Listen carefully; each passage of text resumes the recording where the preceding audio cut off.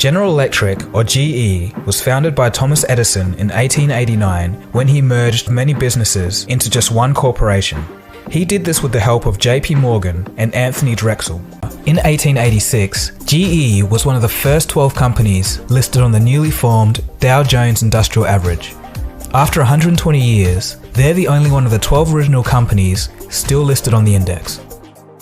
In the early 1900s, the company was one of the first to enter the new business of voice radio broadcasting, out of which came Radio Corporation America, or RCA, a massive company of the 20th century. There's nothing we want to watch on TV tonight, but we're still going to watch something great with our RCA video disc player and video discs.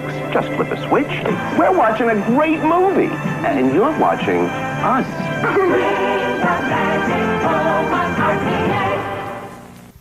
Also around this time, GE was the company that would introduce the first electric toasters and hot plates, a mini revolution for home cooking. In the 30s, the company responded to the Great Depression by introducing GE Consumer Finance so customers could pay for their new appliances over time. It was the 1930s and 40s that saw GE usher in innovations like the fluorescent lamp and the first autopilot for commercial applications. Interestingly enough, in the 1950s, GE was the first business in the world to own a computer, and they were the largest user of computers outside of the US government.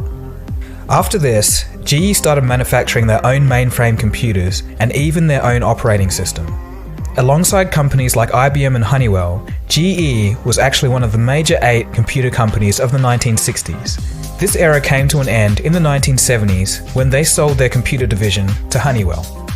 Throughout the 20th century, GE expanded into many fields, one of which was energy, and in 2002, the company acquired wind power assets from Enron when they went bankrupt.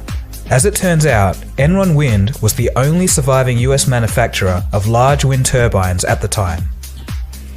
By the end of the 20th century and the start of the 21st century, GE was a true global giant and a household name. Today, General Electric is now ranked number 24 in the Fortune 500 in terms of revenue. Let's take a look at some aspects of its actual size.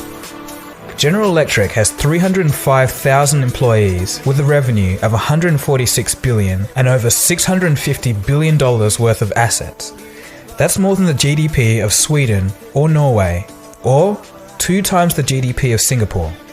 The company is also listed as number 9 on the Forbes World's Most Valuable Brand list.